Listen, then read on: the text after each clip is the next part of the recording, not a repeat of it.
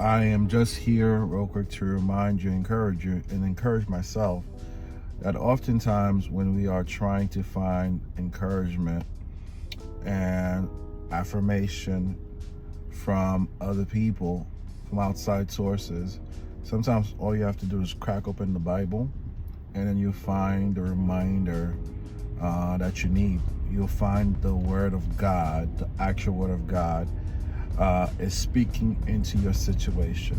As you may or may not know, I manage Anne Garcon, my wife. I manage her music ministry. And this coming February 8th, 2025, she's having a concert, a big production. As someone who manages and coordinates the events that we have, I often find myself in a very weird place of making sure everything is happening, making sure I'm planning, making sure I'm doing things with my own effort to make things happen.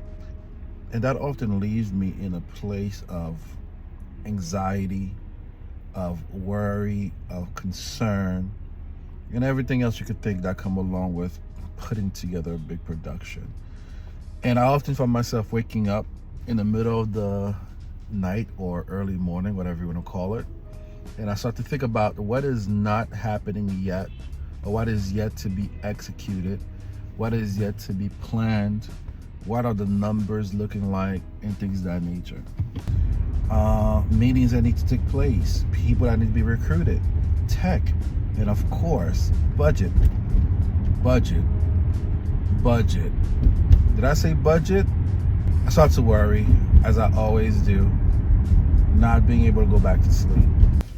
But I did something different this morning. I was led to launch my Bible app. I had started to read a Bible plan, and I fell on the story where Moses directed Caleb and Joshua and a leader from each of the other 10 tribes of Israel to go and survey the land of Canaan.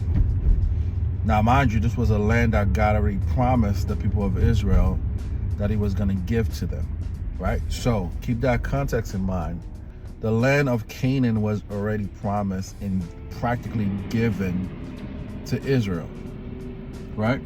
But they were sent there to spy the land and basically check out who's there, what is there, and they're even supposed to bring back some fruits and some things from the land itself back to Moses. If you want to read the story, you could actually find the story in the book of Numbers chapter 13, and that's just what I fell on this morning as I start to go in my mind and doing what Irv usually do, to start worry and start operating or continue to operate on my own strength and leaning on what I can do or what I've done already and what I'm supposed to do. That's the way I always operate, and it's something I really need to pray more on when it comes to my faith in action. I tend to put a lot more action forward than I put faith. That's just an area of growth for me. And I come to realize the issue with that is when I operate from a place of action and what my eyes can see, that is definitely a source of worry and anxiety. If and when I operate more in faith, I don't look at the opposition as much as I look at execution and possession. And the connection to Numbers 13 and actually chapter 14 as well, you have those 12 individuals who were selected to go scope out the land. And it's crazy because God told Moses to send those people to go scope out the land. And he also said that I've already promised to you, and I'm paraphrasing, that I've already promised to you. And when they came back, the report that they gave on a land that is already theirs was one of fear. Oh, the Amalekites are there, the Hittites are there. They're already there, and it was looking at these people are giants, this, that, and the third. So they are looking at it with their eyes, forgetting completely that God already told them that this land is theirs. This land is already yours, is promised to you, but you are so worried about what your eyes are seeing in the land, right? Instead of thinking about occupation and instead of thinking about possession, they're more focused on the opposition. In Joshua, they was like, yo, let's go get this. This is ours. Let's go to the battle now. Let's go take possession of Canaan now, because they are operating from a place of faith, knowing that God already told them that this land is theirs. So their response to what they saw was one on, yo, let's go, let's do it. Whereas the other 10 are operating from a place of,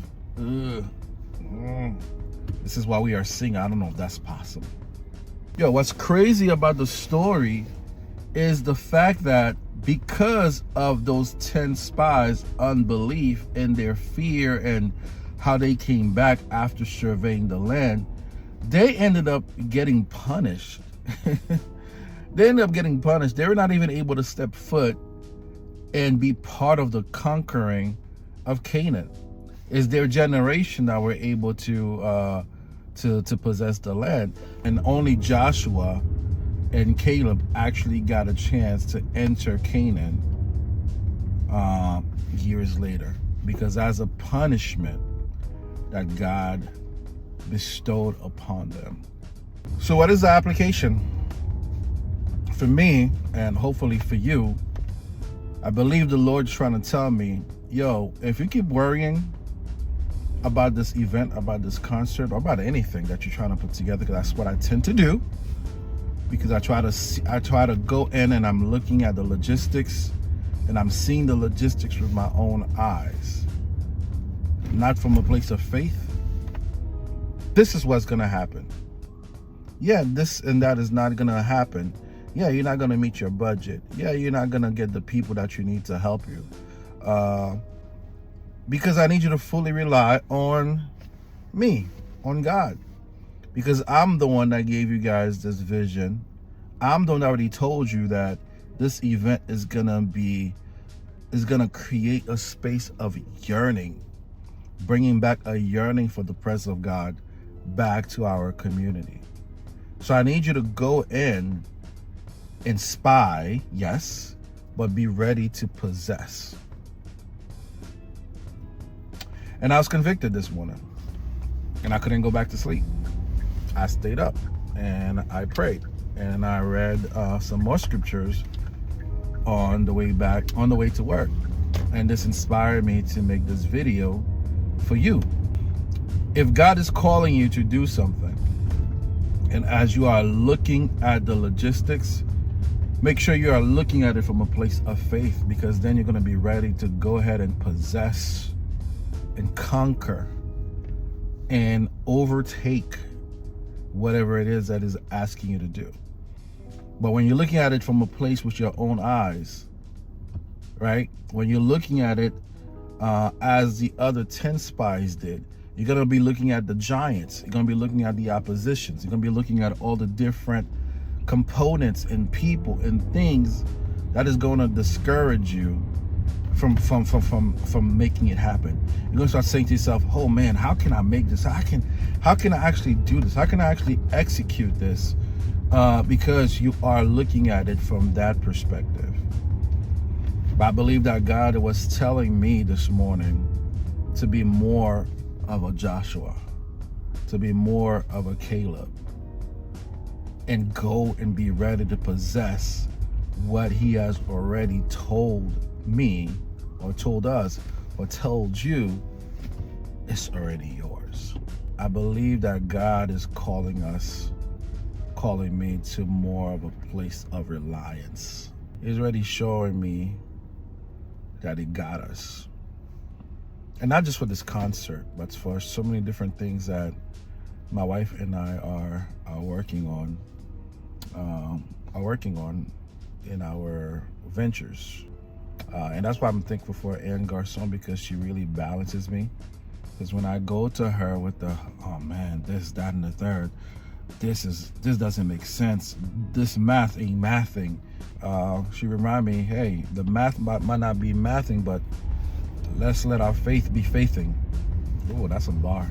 So yeah, man, that was my reminder this morning.